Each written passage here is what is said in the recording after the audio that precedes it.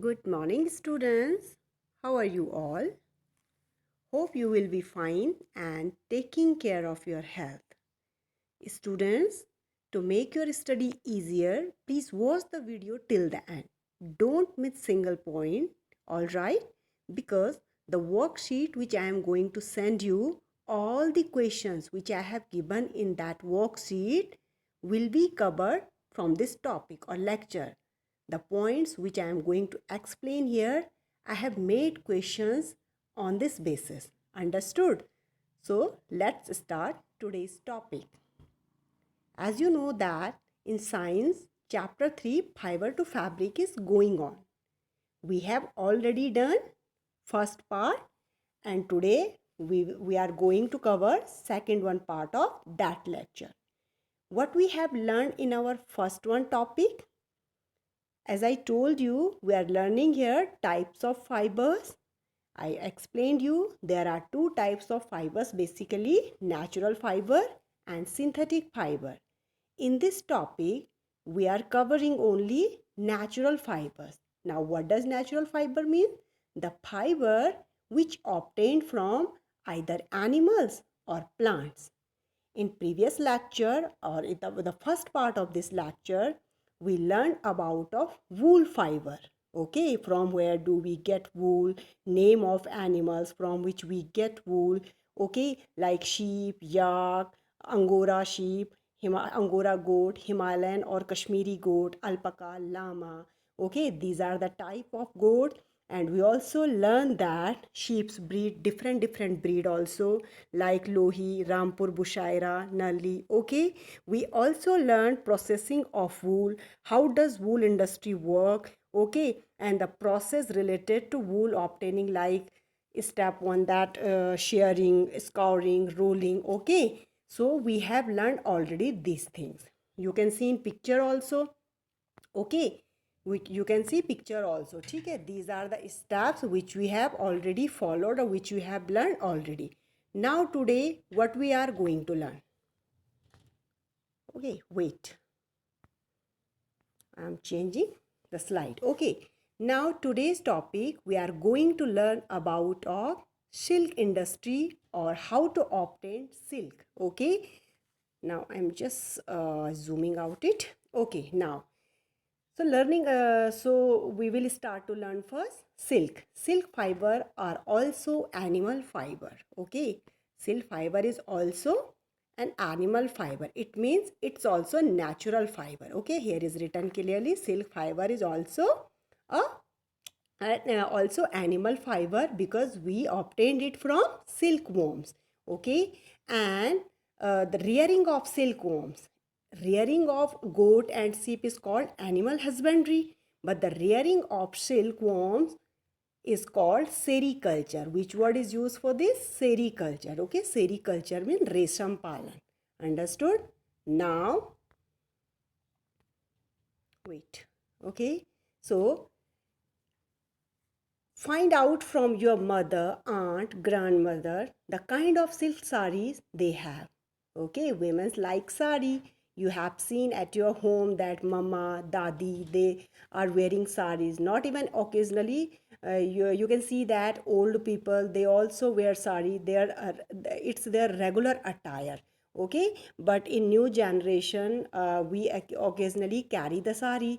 But have you imagined that from where this sari comes? Okay, then you can ask your mother, you can check her wardrobe that how many kinds of saris are there. If you will ask to mama which variety is this, so definitely she will say to you something like it's a banarasi sari, it's a georgette, it's a chiffon, it's a silk, it's a cotton sari. So number of varieties is are available in market. Okay, so I am just telling to you this thing because I'm explaining you that how does we get that thread to making sari. Okay, so before we discuss the process of obtaining silk, it is necessary to know the interesting life history of the silk moth. Okay, so come to that one point, life history of silk moth. Now you can see here life history of silk moth. I'm just using that marker. The female silk moth lays eggs. Okay, so it is very common thing. Female silk moth क्या करती है? Eggs को lays करती है, from which hatch larvae which are called caterpillar और silkworm. बेटा don't get confuse. Larva, I am just writing a larva, caterpillar, caterpillar and silkworm, ये तीनों एक ही चीज़ है. एक ही चीज़ के लिए तीन वर्ड्स यूज किए गए हैं. Either you can use larva और कैटरपिलर और सिल्कवॉर्म. तो सबसे पहले क्या करती है, जो मॉथ होती है वो क्या करती है? अंडे देती है. जैसे from which has larva which are called caterpillar or silkworm. You can see, you can understand with the help of picture also. Okay, they grow in size, and when the caterpillar is ready to enter the next stage of its life history called pupa. पहले तो egg आते हैं, फिर उनको hatch किया जाता है किसके द्वारा? कैटरपिलर, सिल्कवॉर्म या लार्वा के द्वारा. फिर लार्वा जैसे ही रेडी होता है एंटर टू नेक्स्ट स्टेज, अपनी लाइफ की नेक्स्ट स्टेज में, यानी कि पहले एग दिया, फिर उसको हैच किया, फिर वो जब नेक्स्ट स्टेज के लिए रेडी होता है, that third one stage is called pupa. It first weaves a net to hold itself. ये क्या करता है? ये प्यूपा क्या करता है? अपने आप को होल्ड करने के लिए अपने बाहर एक नेट कवर करता, अपने बाहर एक नेट बना देता है, एक जाला बुन देता है, एक जाला बुन देता है. ठीक है, then it swing its head from side to side. और ये क्या करता है? उस नेट से अपने हेड को क्या करता है? साइड टू साइड क्या करता रहता है? मूव करता है. कौन सी शेप में? एट की शेप में. कौन सी शेप में? एट की शेप में. ये बनाता है, एट की शेप बनाता है इस तरह से. अंडरस्टूड? इस तरह से क्या करता है? एट की शेप बनाता है. Okay, I am just rubbing this one part. Okay, so okay, now you can understand that what I said to you. First, female silk moth lays eggs from which hatch larva, caterpillar or silkworm. They grow in size, and when the caterpillar is ready to enter the next stage of its life history called pupa, it first weave a net to hold itself. Then it swing itself. Wait.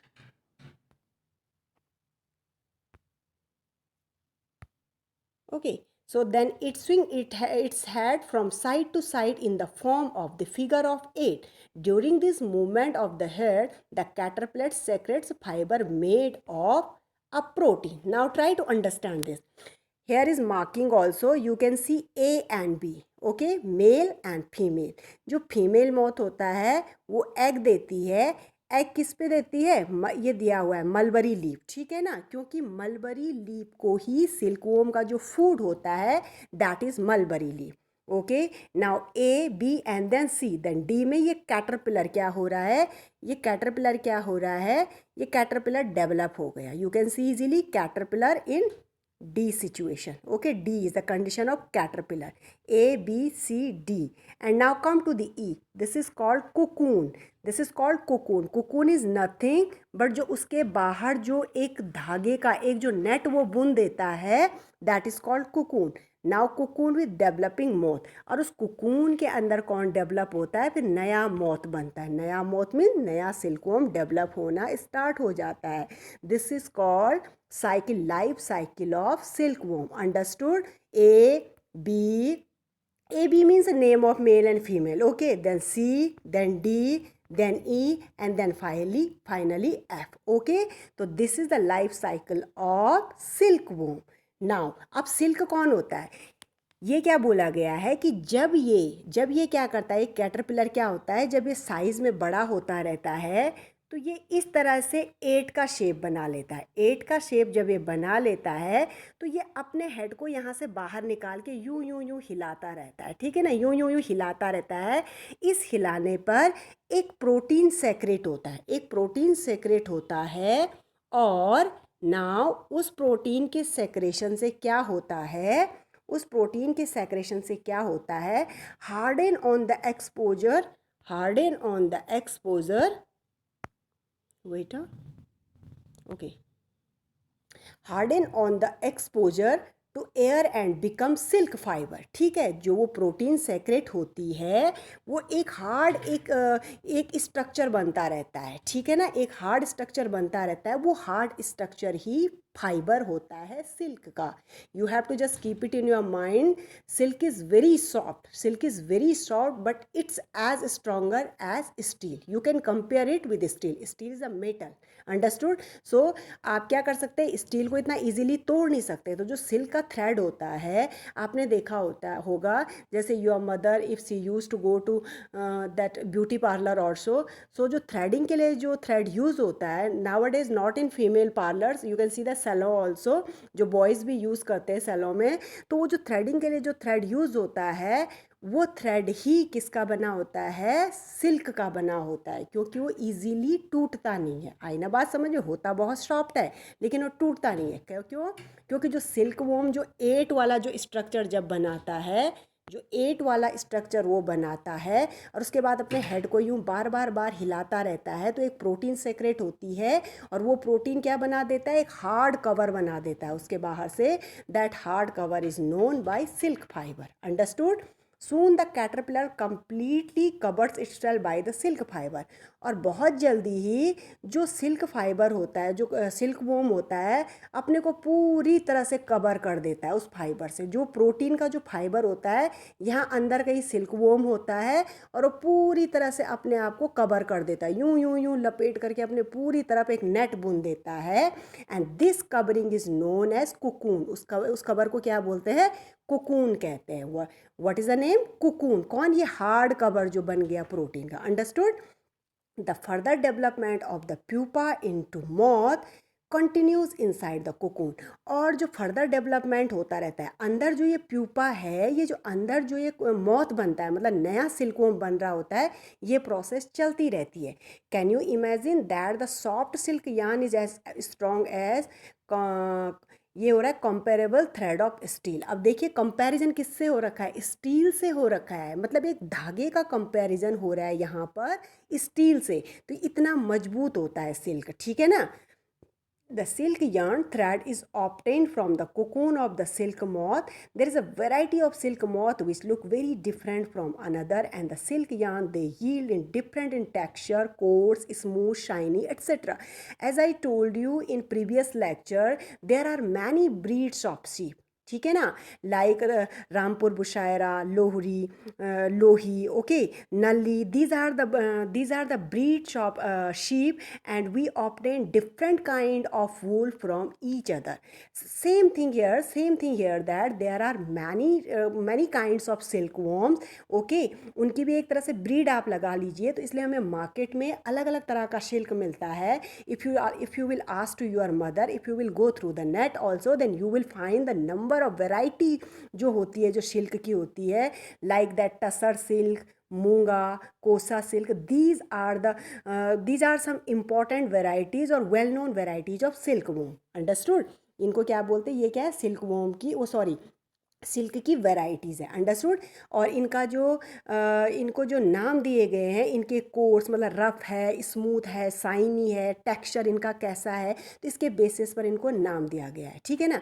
लेकिन if we will talk about of Indian peninsula, the most common silk moth is mulberry silk moth. जो mulberry silk moth होता है वो most common होता है. ठीक है ना. क्योंकि जो सिल्क वॉर्म होता है उसका जो फूड होता है वो मलबरी ही होता है, जिसको आप हिंदी में सहतूत बोलते हैं. Have you heard this word. अगर आपने सहतूत का पेड़ देखा होगा तो ऑब्जर्व जरूर कीजिए, उसमें ऑब्जर्व ज़रूर कीजिए और देखिए वहाँ पर कुकून कैसे बनता है. ओके ना. उनको मारना नहीं है, उनको छेड़ना नहीं है, टच नहीं करना है. But if you will find, because I have seen a tree just in a locality of the Horizon School. I have seen, because one day when I went to school by my scooty, so I have observed there is a tree. Exactly I don't remember where is it, but I have seen a tree. Okay, so एक mulberry tree मैंने वहाँ पर देखा था. ठीक है. The silk fiber from the cocoon of this moth is soft, lustrous and elastic and can be dyed in a beautiful colors. Now what is it saying? वो कह रहा है कि जो मलबरी सिल्क होता है ना बेटा, वो क्या होता है, वो फाइबर उसका जो होता है वो बहुत सॉफ्ट होता है, लस्ट्रस होता है, इलास्टिक, मतलब बिल्कुल जैसे इलास्टिसिटी होती है ना, इलास्टिक उसे मतलब खींचना, और उसका जो कलर्स होते हैं जब उसको डाई किया जाता है, क्योंकि मैंने बताया है कि जो फाइबर होता है, जो थ्रेड हमको मिलता है, बहुत लिमिटेड कलर्स होते हैं थ्रेड के, लेकिन उसको डाई करने के बाद as per according to choice और जितने 12 कलर्स होते हैं उनमें उसको रंगा जाता है। आई ना बात समझने? तो जो मलबरी सिल्क होता है वो जब डाई किया जाता है तो बहुत ज़्यादा खूबसूरत टेक्सचर भी देता है, कलर देता है, इसलिए उसकी डिमांड भी ज़्यादा होती है। और इंडियन मार्केट में मैं इंडियन पर्सपेक्टिव में बात कर रही हूँ, और इंडिया में मलबरी सिल्क का ही प्रोडक्शन ज़्यादा है। आई बात समझ में? सेरिकल्चर और culture of silkworms is very old occupation in India.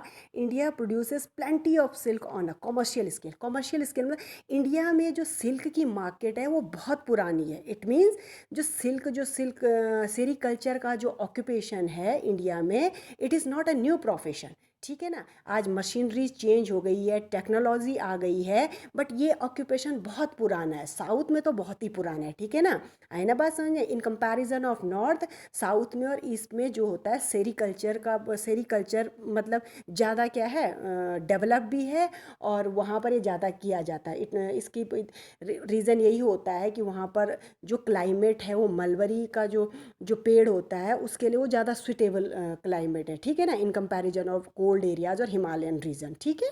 तो यहाँ पर क्या होता है, कॉमर्शियल स्केल पे भी सिल्क का जो प्रोडक्शन होता है बहुत ज़्यादा होता है। Okay, so here is an activity: collect piece of silk cloth of various type or paste them in your scrapbook. Okay, so this is the ये एक एक्टिविटी है। There is no need to explain this activity, we will discuss about of these activities during online classes. ठीक है ना? तो activities को यहाँ पर एक्सप्लेन करने का कोई इतना ज़्यादा वो नहीं है। ठीक है? तो we will explain it during online classes.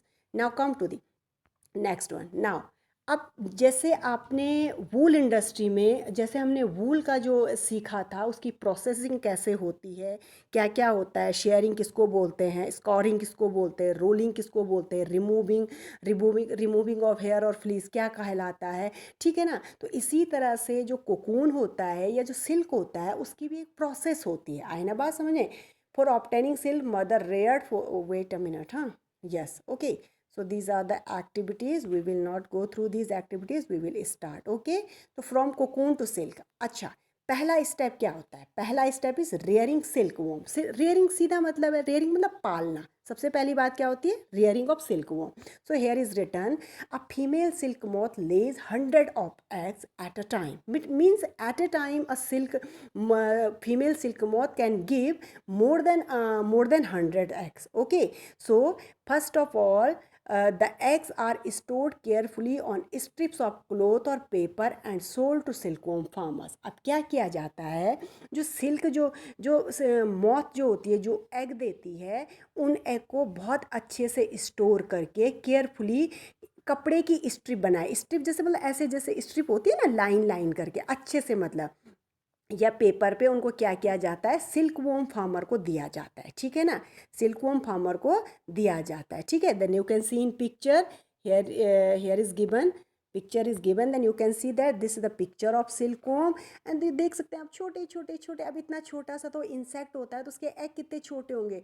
तो you can see that 100 of eggs at a time इसने क्या कर रखे हैं, दे रखे हैं। ठीक है?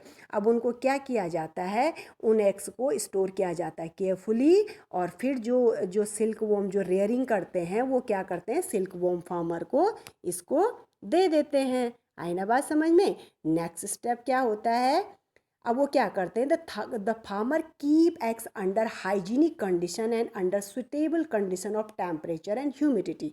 As you know, everything requires a suitable climate. Climate से मतलब होता है टेम्परेचर। हाइजीन तो चाहिए, साफ सफाई तो चाहिए, but temperature is the most important factor to preserve anything.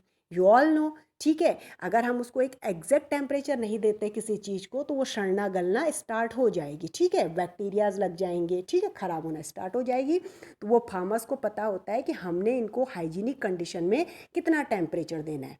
The egg are warm to a suitable temperature for the larva to hatch eggs. अब क्या होता है, जो एग्स होते हैं उनको वार्म, मतलब एक जैसे जो एग जो हैचिंग होती है, आपने देखा होगा हैन को भी, वो उसके ऊपर बैठती है, उसके बाद हैचिंग करती है, उसको कुछ गर्माहट देती है और उसके बाद उससे चिकन निकलता है। तो उसी तरह से इनको भी एक क्लाइमेट दिया जाता है। The egg are warm to suitable temperature for the larva to hatch from egg. Understood? This is done when mulberry trees bear a fresh crop of leaves. अब ये कब होती है प्रोसेस? आपने देखा होगा हर ट्री का, there are very few varieties of that evergreen trees, but हर मतलब लगभग ऑलमोस्ट ट्रीज जो होते हैं वो अपनी लीव्स को शेड करते हैं। मतलब एक पतझड़ होता है, ऑटम होता है, और एक पर्टिकुलर सीजन में, लाइक हमने देखा है कि स्प्रिंग में बहुत, मतलब स्प्रिंग में ही ज़्यादातर जो ट्रीज़ होते हैं उनमें न्यू लीव्स ग्रो होती है। तो ये जो प्रोसेस होती है ये कब की जाती है? This is done when mulberry tree bears a fresh crop of leaf. जब मतलब मलबरी ट्री जो होता है उस पर क्या हो रहे होते हैं, नई पत्तियां जब आती है, न्यू मतलब है ना, जब शेड करने के बाद उसके ऑटम के बाद या स्प्रिंग में वो क्या होती है, जब नई लीव्स लाता है तो उस ड्यूरेशन में ये प्रोसेस होती है। आई ना बात समझे? तो आप देखिए कितने सुंदर से लीव्स आ रखी है, ये लीफ ऑफ मलबरी है, ठीक है। ये उसका मेन फूड होता है, वो इसको यही फूड पसंद होता है, ठीक है ना। तो अब ये कहते हैं कि हाँ, द लार्वा कॉल्ड कैटरपिलर और सिल्कवॉर्म। लार्वा को ही, डोंट गेट कंफ्यूज बेटा, जो लार्वा होता है लार्वा को ही कैटरपिलर कहते हैं और इसी को सिल्कवॉर्म कहते हैं, ठीक है। तो there is no need to get confuse, ठीक है। सभी नाम एक ही के हैं, तो आप इसको लार्वा भी बोल सकते हैं, सिल्कवॉर्म भी बोल सकते हो, कैटरपिलर भी बोल सकते हैं। Eat day and night and increase enormously in size. जो लार्वा होता है, जो किससे डेवलप हुआ, एग से हो रहा है, वो डे नाइट इतना पत्तियां खाता है, इतना मलबरी लीव खाता है कि मतलब वो पूरी तरह इनॉर्मसली, मतलब अपने साइज को ग्रो करता है, डे नाइट खाता है, मतलब डे नाइट खाता ही रहता है। अंडरस्टूड?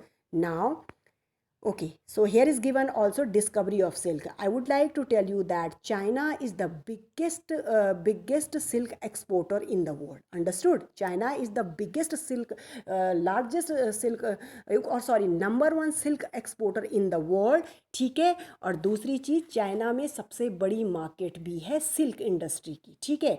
और तीसरी चीज़, चाइना में ही सबसे पहले एक्सप्लोर हुआ, डिस्कवर हुआ सिल्क होता क्या है, ठीक है। तो इसके पीछे उनके यहाँ एक स्टोरी है कि एक बार क्या होता है कि वहाँ के राजा ने देखा कि जो मलबरी लीफ होती है वो इतना ज़्यादा, मतलब क्यों इतना ज़्यादा ख़राब हुई रहती है, हर हर दिन ऐसा कौन सा, इनको क्या चीज़ खाती रहती है। तो उसने अपनी जो रानी थी उसको एक रिस्पॉन्सिबिलिटी दी, it is your responsibility to observe that, कि मतलब ये कहाँ, ये लीव्स इतनी क्यों डैमेज हुई रहती है।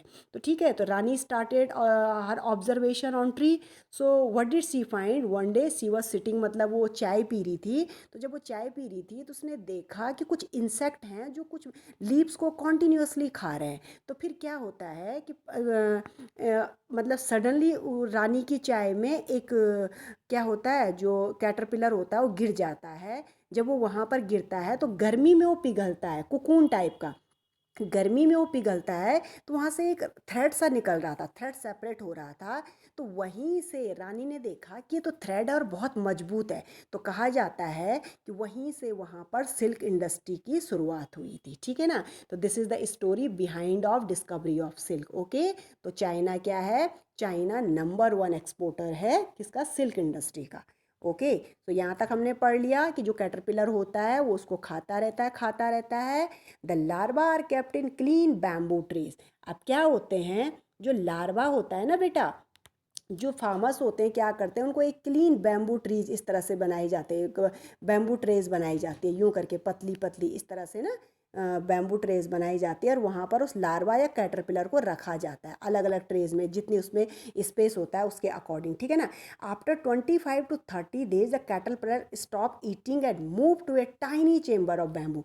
अब 30 days तक, फिर 25 to 30 days तक वो खाता रहता है, लेकिन इतना खाने के बाद वो जो चेम्बर बने होते हैं उसमें वो कैटरपिलर क्या होता है, उन चेम्बर्स में घुसना शुरू कर देता है और ईटिंग क्या कर देता है, स्टॉप कर देता है, ठीक है। अब वो क्या करता है, eating and move to tiny chamber of bamboo in the tray to spin cocoons. अब वो क्या कर रहा है, वहाँ पर स्पिन, वही 8 वाला शेप बनाना शुरू करेगा और वहाँ पर क्या करेगा, अपने हेड को यूं यूं यूं मूव करता रहेगा और जो 8 शेप बनेगी और उसके बाहर मतलब वो क्या करेगा, यूं करके एक थ्रेड बुनना शुरू कर देगा, क्योंकि एक मैंने बोला ना जैसे वो 8 बनाता है और उसके अंदर से सिर को यूं यूं हिलाता है, तो उसके बाद एक प्रोटीन सेक्रेट होना स्टार्ट करती है। जब वो प्रोटीन सेक्रेट होती है तो इस तरह से बारीक धागे के फॉर्म में उसके चारों ओर उसको रोल रोल रोल रोल करना स्टार्ट कर देती है। That is called silk fibre, वही सिल्क फाइबर होता है। ठीक है। अब फाइनली क्या होता है, ठीक, स्मॉल रैक्स और twigs may be provide in the trays to which cocoons get attach the caterpillar और silkworm spins the cocoons inside which develop the silk moth. और इसी के अंदर जो ये थ्रेड उसने जो ये अपने लिए एक पूरा एक लेबल कर दिया है, अपने आप के आउटर कवर बना दिया, उसी के अंदर कैटरपिलर से सिल्क मोथ क्या होता है, डेवलप होता है। इस तरह से होता है ना सिल्क मोथ, बटरफ्लाई की तरह ही होता है। ठीक है ना। तो सिल्क मोथ वहाँ डेवलप होना स्टार्ट कर देता है। ठीक है ना। ओके। तो प्रोसेसिंग सिल्क, अब ये कह रहा है प्रोसेसिंग ऑफ सिल्क क्या होता है, a pile of cocoon is use for obtaining silk fibre. Pile, pile मतलब कि जो pile of cocoon is use to obtaining, मतलब ये जो कोकून होता है, वेट, हाँ wait I am just taking pen, मैं आपसे को ड्रॉ करके बताती हूँ। जो पाइल मतलब ढेर, ढेर के लिए क्या बोला जाता है, collective noun you might be learn in your previous classes like bunch of keys, okay, the heard of cattle, ठीक है, द पार्लियामेंट ऑफ आउल। तो you have heard about of collective noun. तो पाइल का मतलब होता है ढेर, बहुत सारा ढेर। ठीक है। तो कोकून जो होता है, कोकून मीन्स कि जिसके अंदर कैटरपिलर रहता है, ठीक है, और 8 की शेप बनाता है और वहाँ से एक प्रोटीन सेक्रेट करता है। तो जो पाइल ऑफ कोकून होता है is use for obtaining silk fibre. The cocoons are kept under the sun और बॉइल्ड। ये बहुत ब्रूटल होता है कि जो कोकून होता है ना बेटा, क्योंकि ये हार्ड कवरिंग होती है, बिल्कुल हार्ड। जो चाइना की जो क्वीन थी तो उनकी चाय में गिरा था ये, तब जाकर के थ्रेड से अलग हुआ था, बॉयल जब हुआ था। ठीक है। तो इन कोकून को क्या किया जाता है, तो सन के नीचे रखा जाता है, सन, और या इनको बॉयल किया जाता है भाप में। ठीक है। अब देखो इसके अंदर एक इंसेक्ट है, इसके अंदर एक मॉथ डेवलप हो रहा है, मतलब एक कीड़ा डेवलप हो रहा है। तो देखो जब इनको मतलब पूरे ढेर को या तो सन के नीचे रखा जाता है गर्मी में, या इनको स्टीम में क्या किया जाता है, बॉयल किया जाता है, और फाइनली क्या होता है, फिर क्या होता है, the silk fibre separate out, और वो जो कवर जो होता है मौत से, उससे वो तो मर जाता है, उसके बाद जो सिल्क फाइबर होता है उससे सेपरेट हो जाता है। This process of taking out thread from the cocoon for use as silk is called reeling the silk. और इस प्रोसेस को क्या कहा जाता है, reeling the silk. Reel word आपने सुना होगा, हम घर में भी यूज़ करते हैं धागे की रील। तो ठीक है ना। तो क्योंकि जब वो यूं यूं होता है तो फिर वो यूं यूं करके निकलता है धागा, बहुत सारा धागा, यू थ्रेड निकलता है, यू थ्रेड निकलता है। ठीक है ना। तो इस तरह से रीलिंग ऑफ सिल्क होती है। Reeling is done in special machine which unwind the thread or fiber or silk from the cocoon. Silk fiber are then spun into silk thread which are woven into silk cloth by weavers. ठीक है। और इस तरह से इसको industries में भेजा जाता है और वहाँ से इससे अच्छे से सिल्क का थ्रेड बुना जाता है और उसको सिल्क की साड़ी, सिल्क का कुर्ता, सिल्क का दुपट्टा, ठीक है ना, बहुत सारी चीज़ें सिल्क से बनाई जाती है। ठीक है ना। ये था आपका another fibre which is the part of natural fibre. पहला पढ़ा हमने वूल के बारे में, दूसरा सिल्क के बारे में। तो basically these are the two fibres और natural fibres which we obtained from animals. Understood. In next classes we will learn about of synthetic fibre. Synthetic fibre का मीनिंग होता है the fibre which we obtain by chemical process in laboratories or industries. Understood? These are the keywords related to the chapter. These are the new words you all have to learn spelling and correct pronunciation of these words like cocoon, fleece, reeling, scouring, sericulture, shearing, silk moth, silkworm, shorting. Okay, so this is a very important and interesting chapter I think for you. please beta go through the videos and do your work on time. As you know that you are getting your attendance on the basis of submission of your work. So submission of work in the sense that if you will submit your all the worksheet on time on that particular day of submission, then you will get your 100% attendance. I hope that you all will be understand the process of marking attendance. ठीक है? So take care of your health. अपनी study अच्छे से कीजिए. Very soon your first unit term और first unit test will be start. You will get your syllabus as well as date sheet. So अपनी study के साथ don't compromise with your health. That's all for today. Then we will discuss activities during online class. Thank you and have a nice day.